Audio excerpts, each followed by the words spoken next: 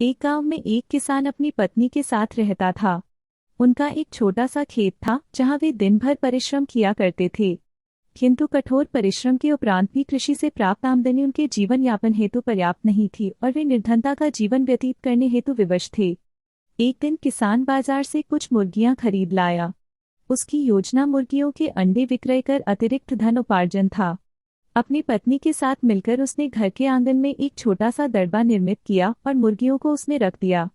भोर होने पर जब उन्होंने दड़बे में झांक कर देखा तो आश्चर्यचकित रह गए।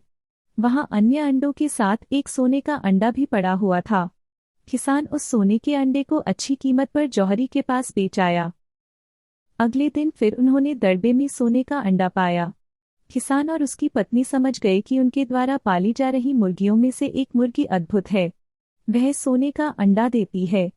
एक रात पहरेदारी कर वे सोने का अंडा देने वाली मुर्गी को पहचान गए। उसके बाद से वे किसान अपने जीवन से संतुष्ट था, किंतु उसकी पत्नी लोभी प्रवृत्ति की थी। एक दिन वह किसान से बोली, आखिर कब तक हम रोज एक ही सोने का अंडा प्राप्त करते रहेंगे? क्यों न हम मुर्गी के पेट से एक साथ सारे अंडे निकाल लें? इस तरह हम उन्हें बेचकर एक बार में इतने धनवान हो जाएंगे कि हमारी 7 पुश्तें आराम का जीवन व्यतीत करेंगी। पत्नी की बात सुनकर किसान के मन में भी लोभ घर कर गया। उसने मुर्गी को मारकर उसके पेट से एक साथ सारे अंडे निकाल लेने का मन बना लिया। वह बाजार गया और वहां से एक बड़ा चाकू खरीद लाए। फिर रात में अपनी पत्नी के साथ वह मुर्गियों के दड़बे में गया और सोने का अंडा देने वाली मुर्गी को पकड़कर उसका पेट चीर दिया। किंतु मुर्गी भीतर से सामान्य मुर्गियों की तरह ही थी। उसके पेट में सोने के अंडे नहीं थे।